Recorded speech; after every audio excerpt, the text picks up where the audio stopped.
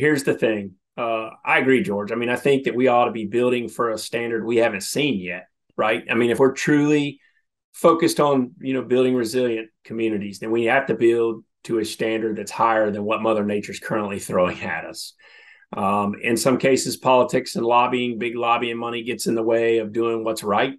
There's a big argument that, building to higher standards increases construction costs. Well, it might. But is it more than the amount of money we've been spending as a country to fix, communities from all these storms and wildfires? I would highly doubt it. I'd love to hold the hand of people that believe that building codes is too expensive, to higher standards is too expensive. I'll take them by the hand and walk them through some of these devastated communities and ask them what's more expensive. I'm George Siegel, and this is the Tell Us How to Make It Better podcast. Every week we introduce you to people who are working on real-world problems and providing actual solutions. Tell Us How to Make It Better is partnering with the Readiness Lab, the home for podcasts, webinars, and training in the field of emergency and disaster services. Hi, everybody. Thank you so much for joining me on this week's Tell Us How to Make It Better podcast. As a little time has gone by now since Hurricane Ian hit, we're seeing the horrific images and stories that have come out of Southwest Florida and how people's lives are changed forever. What's interesting to me is what will that do to places like where I live, Tampa, Florida, where we were forecast to get that storm for much of the duration, and then it ended up turning and going south. So what will change in our area that will either have people more prepared or have them evacuate and make sure they have insurance and all the things they need to do if a disaster hits, because our area is pegged to be worse if that kind of storm hit than what happened in Southwest Florida. It's our doomsday scenario here. So that's one of the things I want to talk about with my guest today, who is the former administrator of FEMA. We interviewed him in my documentary film, The Last House Standing. We were able to get into FEMA and talk to Brock Long, and it was a great interview then, and he has a lot of great information to share with us today. My guest today is Brock Long, Executive Chairman at Hagerty Consulting and the former administrator at FEMA. Brock, thank you so much for your time today. George, it's good to be back with you, and I appreciate your work to try to help people understand how to build resilient communities. Thanks for letting me be here. No, I'm glad to have you. Now, let's talk about Ian and the images that you're seeing coming out of there, the videos and everything. It's just, you say you want to use terms like unimaginable. It is to see this. What are your thoughts so far? Hurricane Ian, unfortunately, is probably going to be the most costly disaster, if not one of the most deadly already that the state of Florida has seen in its history. This is the storm that we caution everybody about. It's the one that we've got to get better when it comes to designing resilient communities along the coast in the future. It's a reminder that none of these hurricanes are alike. They're all different. They all attack differently. There is no Category 4, hurricane that's the same. And the vulnerabilities are different based upon where they make landfall. And we've got a lot of work to do to educate the public about how to be prepared. I think some laws have to change and some incentives have to be put into place to increase building codes and land use planning along, in areas that are vulnerable not only to hurricanes, but maybe wildfires, and floods, So we got a lot of work, George. You got to keep up the good work of getting the message out. Now, as you know firsthand from your time at FEMA, the finger pointing always starts right after a disaster. How did this happen? Who's to blame? There's a meteorologist that I really like to follow, Brian Norcross, and I read an article that he wrote about the cone and how this storm was in the cone. It was the far right side of the cone, but it's when do people evacuate? When do they say, I'm not going to be safe here?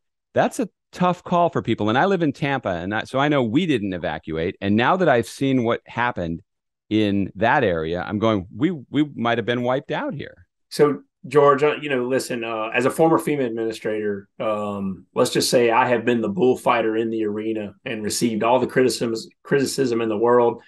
And, America's got to stop blaming a single point of failure for all the problems that Hurricane Ian provided us. We're all at fault. We all have to get better. We all have to figure out what our part is to become resilient. And when it comes to an evacuation, I think a lot of people don't realize that the main reason you evacuate is because of the storm surge hazard that's associated with major landfall and hurricanes. The key is get the people out of the areas that are going to flood and into facilities that can withstand the winds, right? And in this case, Ian was a lesson about storm surge, and we continue to not learn that lesson historically, even though hundreds of people die on a regular basis from storm surge events. And here's the thing: I've always said, unfortunately, while storm surge is the hazard associated with hurricanes that can kill the most amount of people and has the highest potential to cause the most amount of damage, it's also the unforgiving hazard, George. So what I mean by that is a lot of people that experience 12, 15, 18 feet of storm surge don't live to talk about it. So we lose that story. It's unlike people who experience tornadoes go underground and can describe what the wind sounded like. That doesn't happen here. So what I'm really afraid of, George, is that, 5-10 years from now, people will forget why people lost their lives in Ian. And when it comes to the evacuation piece, it's not one person that's responsible for issuing an evacuation. And these storm surge, these hurricane forecasts are uncertain in many cases. If you look at Hurricane Ian's track forecast, it fluctuated between Southwest Florida and all the way up to Apalachicola, hundreds of miles of coastline over a 5-day period and back and forth. And, it's not an exact science. If it was an exact science, it would make things a lot easier, George. But in this case, this forecast fluctuated, several hundred miles north and south, up and down the coastline, and it presents a lot of challenges as a result. Yeah. I read a story this morning of 4 women who were visiting Fort Myers, and they were trapped in a structure that was flooding. One of them was killed by a nail that in the roof as the water filled up. I believe the other 3 got out. We'll probably be hearing more about this in the coming days. But a lot of times when people are told to evacuate, and I see this in every place that I've ever lived, they don't go. Right. So it's easy to blame people. Ultimately, it's personal responsibility. But people need to understand you're not getting away with a storm surge if you're not in a really high building or safe area. I think too, one of the interesting pieces of information that's lacking here is how many people have moved to Southwest Florida since Hurricane Charlie hit in 2004, right? And we're blindly buying property. We're blindly buying homes without understanding the hazards that are associated with the geographical location of our dwellings and how to be, properly prepared. The other aspect of this is that hurricanes are defined by wind intensity and not by storm surge threat. And so a lot of people will think, well, I've bought a house. It's, it can withstand the winds, but they're not thinking about whether or not it's properly elevated or where it is along, the storm surge vulnerable areas. And, so there's a lot of education when it comes to buying a home and preparing for it. But you're right. For whatever reason, historically, if you look at some of the past FEMA hurricane evacuation studies, when you ask 100,000 people to evacuate an area, you might get an 85 to 90% participation rate, which means, 10 or 15%. That's a lot of people that stay behind for whatever reasons and make their own educated guess. And it end up, costing them their lives or injuries or whatever it may be. What's the responsibility of government in a place like Sanibel Island, which is completely isolated right now? I know they're going to rebuild that bridge, but that relied almost completely on tourism, and the people had summer homes there. But it seems like that it's so different from Mexico Beach. Do they rebuild it? Do they just give it back to nature? What do you do in a situation like that? That's been the debate in emergency management. I'm not going to speak for Sanibel off the bat. I mean, they've got to do what's right for Sanibel. But here's the thing. As a nation, when we go through major wildfires, when we go through major floods, when we go through hurricanes, if we don't build it correctly, Mother Nature is going to work it out eventually, whether we like it or not. And, the thing is, one of the things that I've been really pondering, George, is that NASA, a couple of weeks ago, flew a satellite into an asteroid 7 million miles away. They have the technology and the expertise to do that. Why do we not have the ability or the grit and the wherewithal to build properly in areas that are vulnerable to various different types of hazards. I mean, maybe that's not a good analogy, but that's what's been going through my mind. And when communities do rebuild, they've got to rebuild to the high standards. And one of the concerns that I have, George, is that, over the last couple of years during the COVID, as interest rates are really low during the COVID years, more homes got built in the United States than ever before, according to some studies, to the minimum standards of every state. So don't talk to me about being resilient if we're going to allow that type of construction and building to continue, knowing that disasters may be becoming more frequent and more intense. Well, Mexico Beach, to me, is a great example of what you're talking about. That's when I first met you. And they rebuilt to 140-mile-an-hour winds. They got hit by a Category 5 hurricane. So they're not even rebuilding to the standard that would survive the next Category 5 hurricane. I don't understand the thinking with that. Yep. And, here's the thing. I agree, George. I mean, I think that we ought to be building for a standard we haven't seen yet, right? I mean, if we're truly focused on, building resilient communities, then we have to build to a standard that's higher than what Mother Nature's currently throwing at us. In some cases, politics and lobbying, big lobbying money gets in the way of doing what's right. There's a big argument that, building to higher standards increases construction costs. Well, it might. But is it more than the amount of money we've been spending as a country to fix, communities from all these storms and wildfires? I would highly doubt it. I'd love to hold the hand of people that believe that building codes is too expensive, to higher standards is too expensive. I'll take them by the hand and walk them through some of these devastated communities and ask them what's more expensive, putting a little bit more money up front. But here's the thing, George. Why does the appraisal industry in this country not valuate homes that are mitigated, like the one that you featured in your movie, Last House Standing? Why is that home not valuated higher than the home right next to it that's a similar square footage, same location, right?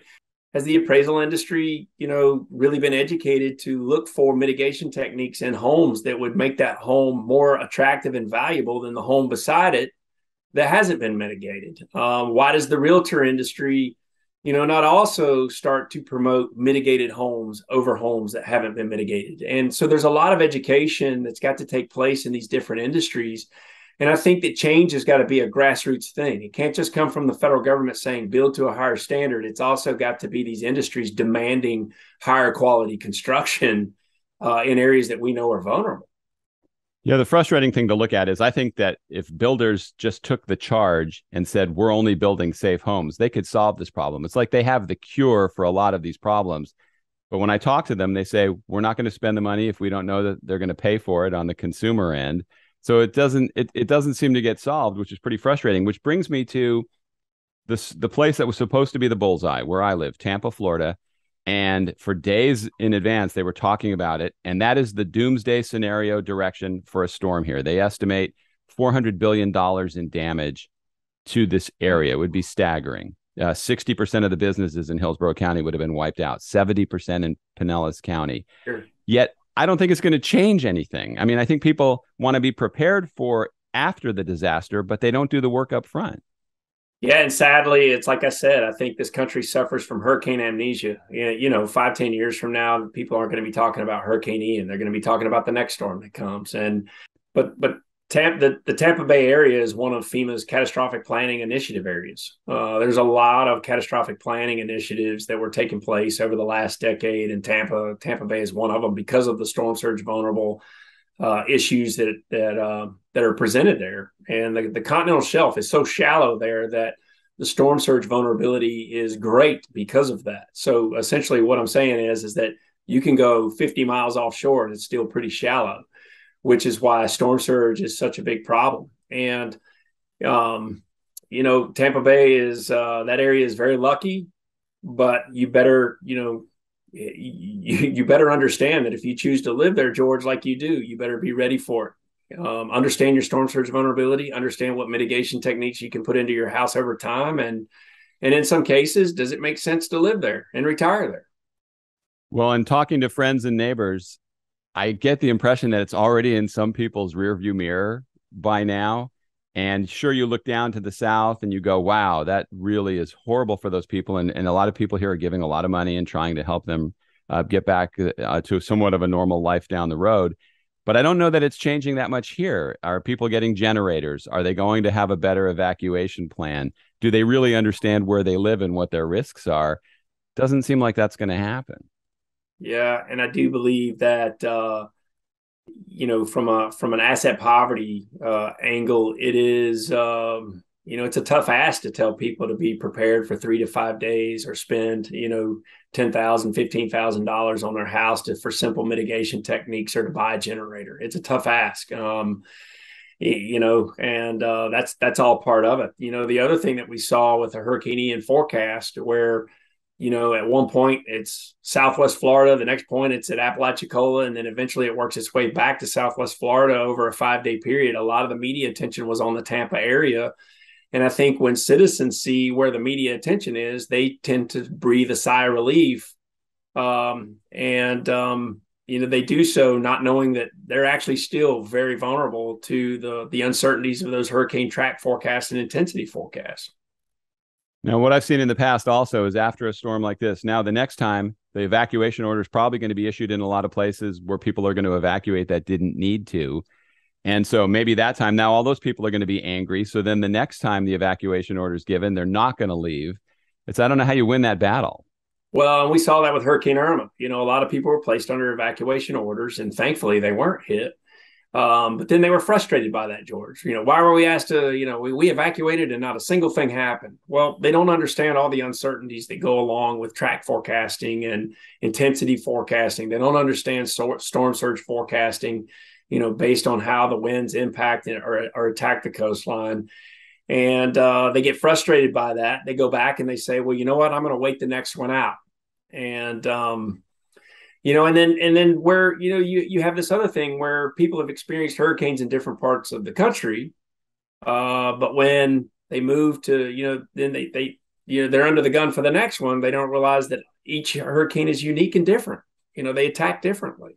But I don't know, George, I'm looking for great ideas to continue to try to save lives because, for whatever reason in the emergency management community, we have not been successful in being able to create a true culture of preparedness within America. Now, you talk about NASA deflecting asteroids.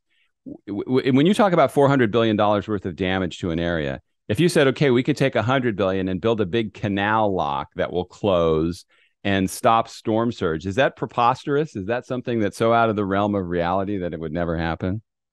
I think mitigation can start, more simply than, in a more simple fashion than that. One, it starts with land use planning.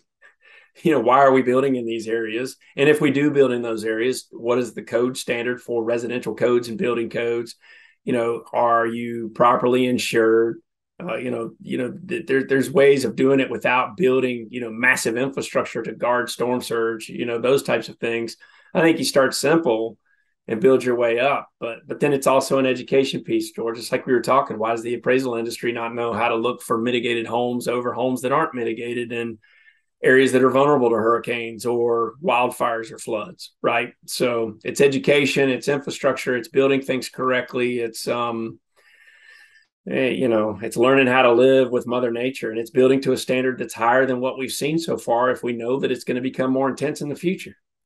Now, less than half a mile from my house, there's a waterfront where they build new houses. They tear down the old ones and they put up new ones. Some people put up houses with wood on the second floor. They're all elevated, the new ones, at least 10 or 11 feet. But there's one that they put in probably 50 steel beams that went down deep into the ground. Everything is concrete. Everything is steel. There's no wood on this house. Is that overdoing it? That house will be standing no matter what happens. But to survive storm surge, you got to do something.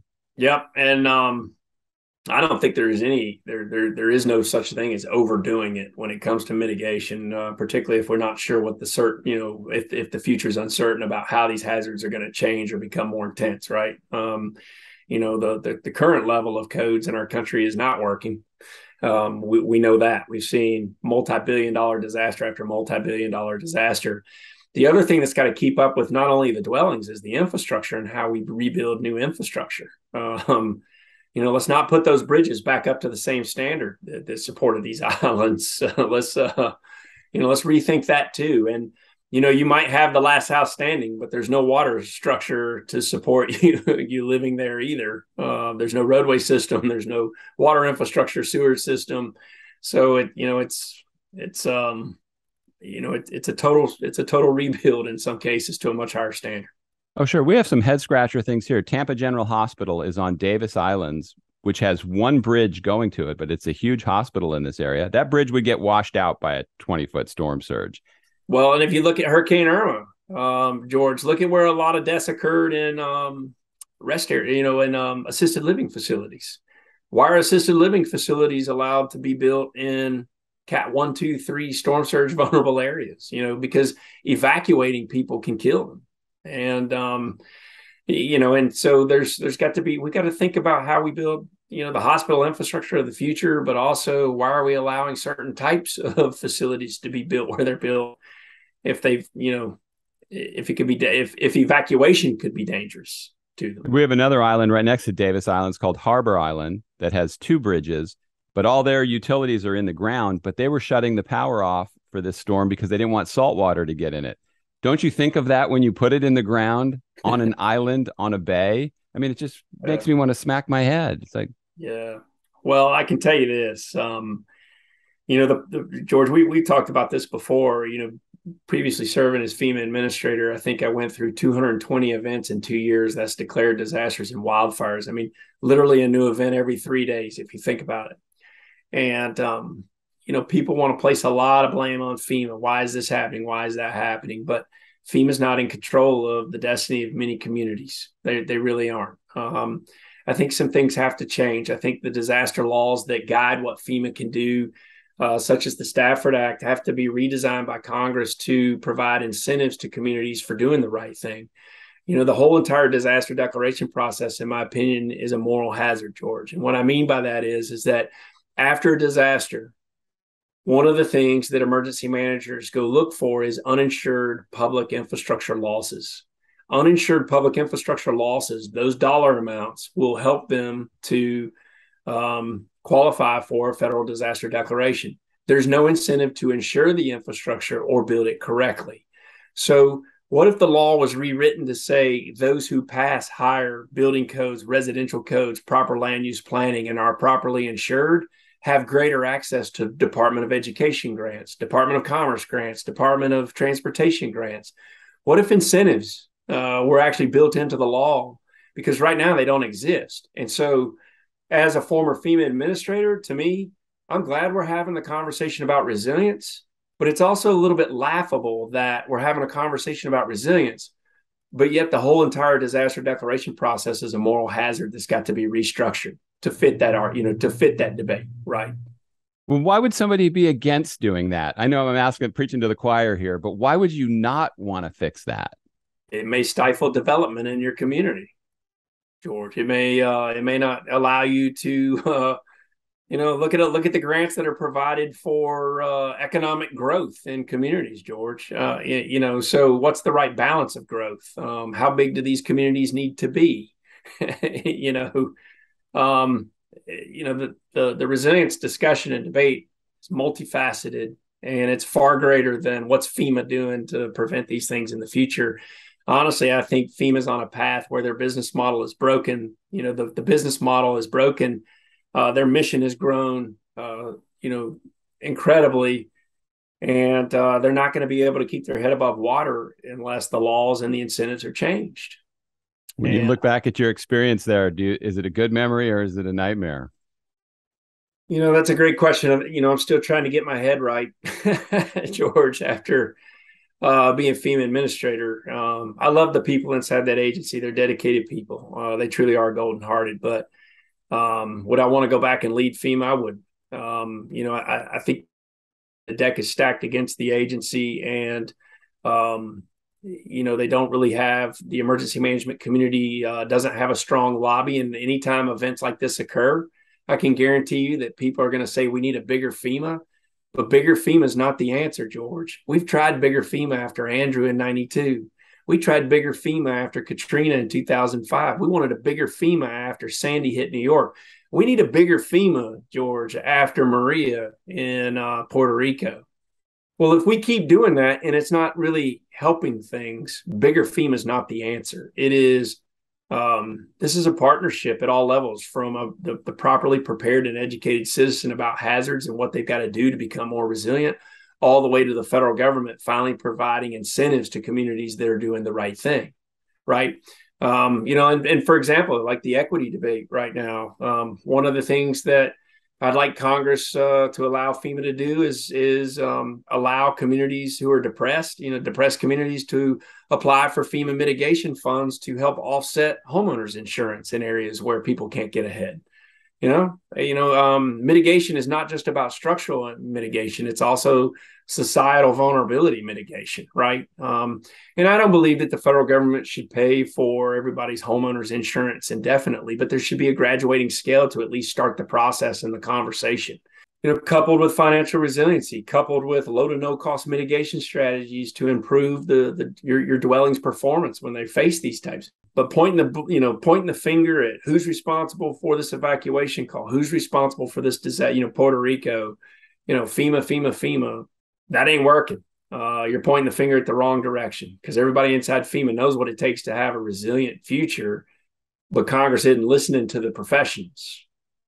Yeah. So what would be the ultimate takeaway here for Tampa, St. Pete, Clearwater, even as far south as Sarasota, which still got hit? What should they do right now to put themselves in a better position? Understand the vulnerabilities of where you live. Okay. Understand the vulnerabilities of how hurricanes can attack your community, and different hurricanes can attack your community. Are you vulnerable to high winds, storm surge, inland flooding? What is it? Based on where you live. Be properly insured. Insurance is the first line of defense. A lot of people who moved down from the north to Southwest Florida and just, bought a house for cash and let their home insurance lapse so they could have a couple $100 extra a month, in an operational account, just lost their largest chunk of wealth in their home because it's gone. And the max grant from FEMA is a little over $32,000 or $33,000 to help somebody that's lost their home and is uninsured. Insurance is the first line of defense. FEMA is not designed to make you whole. If you're asked to evacuate, heed the warning early. It's the storm surge that will kill you, not necessarily the wind, even though the wind is what classifies these storms, right? Before you retire to different areas, understand the areas that you're retiring to. Understand the communities where you're planting your business. Understand the vulnerabilities and what can happen before you do it. And if you choose to live there, do it right. Build to a higher standard. Buy a home that's been mitigated. Yeah, I was talking to a neighbor the other day. They had a realtor, and they were going to start looking at property a few weeks ago in Sanibel Island. There's a lot of people whose lives are going to be changed forever because of this most recent hurricane. Yeah, absolutely. And there's a lot of statistics. There was a research study done by the Urban Institute, and I think the title is called "Adding Insult to Injury." If you lose your home and you're underinsured, there are studies that were done by the Urban Institute. I think that the title was "Adding Insult to Injury." If you're uninsured or underinsured, you're going to spiral out of control in a negative direction financially for probably the remainder of your life. And and the other thing is that, when it comes to insurance, don't just think about the property, in the house. The contents within your house are also very important. I live in Hickory, North Carolina, where furniture is manufactured and made, handmade. The people around here will tell you that, furniture in your home is the second most expensive expenditure of your life, George. But when we go to the contents of our insurance, that's where we want to try to save money. And so it's not just, and when you lose your home and you're uninsured or underinsured, you still have to pay off that mortgage for a home that doesn't exist. You're still financially responsible for that contract you sign. And then you've got to go also find a new place to live, whether you rent or whether you take a small business administration low interest loan. And so it's devastating. It's truly devastating. And financially, it's hard to recover if you experience it. Now, another thing people I don't think about is the market was so inflated that even if you had a $500,000 home, it might now be worth $1 million. It's not, because your insurance is on that $500,000 home. So a lot of people are just, I see how that could completely alter somebody's life. And a lot of communities that have faced, catastrophic hurricanes also go through a period of an eroding tax base where, they economically, they do not recover for a long time because they're not able to generate the sales tax revenue, the tourism revenue, the service industry shot. And one of the hardest things about these communities when it comes to recovery is how do you get the service industry back to a community in an area where the average home price is over $1 million? It's affordable living is a challenge in most communities across America, but along the coast, it's even more challenging, particularly when all of it's been wiped out. And affordable housing is going to be a huge challenge in the future too. But the eroding tax base piece is huge. Look at what Homestead, Florida went through after Andrew. It took them over a decade to start going in the positive direction. Just seeing these images, because Sanibel was a place we went to a lot, down to Naples, other places in Southwest Florida. It's going to take them, it seems like forever just to clean up the mess, let alone start to rebuild. So after a disaster strikes, there's a couple things. One, Southwest Florida is still focused on the search and rescue mission, right? Then they're going to be focused on the life sustainment mission. How do you service people where they are? Then they're going to be focused on, long-term long-term sheltering and how that transitions to interim housing or long-term housing, right? And, before you can really do anything, this is going to be several $1 billion worth of debris that's got to be removed and disposed of or recycled, whatever it may be. Then you've got to get the power infrastructure back up and running. Without the power, nothing works. You've got to rebuild, when you have big storm surge events like the one that you've seen, the water and sewer infrastructure is totally shot. So you got to go back in, you got to rebuild roads, you got to rebuild those infrastructure. And meanwhile, the recovery housing effort is still going on. And people have to decide, can I remain here and support my livelihood and my family, or do I need to move and go to another location and start over? And, so it's a race. How do you service people where they are, try to keep them in a safe, sanitary, functional situation within their house by simple repairs to, are there hotels close by? Or, everybody wants a FEMA mobile home unit or travel trailer. Well, these are not coming down the pipe until months from now. They just don't exist. They have to be built. They have to be transported. So the recovery is going to go on well over a decade, and you're not going to be able to put the community back to the same standard, nor should we. We're striving for a new normal at this point and a new vision, George, so that we don't go through this again. We have talked to experts here, and they say this is the cost of living in paradise. I think it's a pretty high price to pay when you see this. Yeah, but, disasters are in the eye of the beholder. The word, I caution using the word catastrophe or catastrophic. If you lost your home from a house fire and you were uninsured, it's catastrophic to you, right? Mm-hmm. And so it can happen anywhere. You can't take, where you live for granted. I mean, I've actually seen houses in my own community flood because of a basketball in a drain pipe. Wow. And so it's so you can't take it for granted. You can't take your safety for granted. You got to prepare. You got to prepare. Brock, thank you so much for your time. I appreciate your insights, and I'll be bugging you again because hopefully we're doing some more with the last house standing, and I would love to have your expertise. Fantastic, George. Thank you so much. Thank you so much for joining me on today's Tell Us How to Make It Better podcast. If you have any questions or thoughts about what you were listening to, things you might want to see differently, there's a contact form where you can reach me in the show notes. And if you enjoyed what you were listening to, please become a subscriber and share the link to the podcast with your friends as well. Thanks again for listening. See you next time.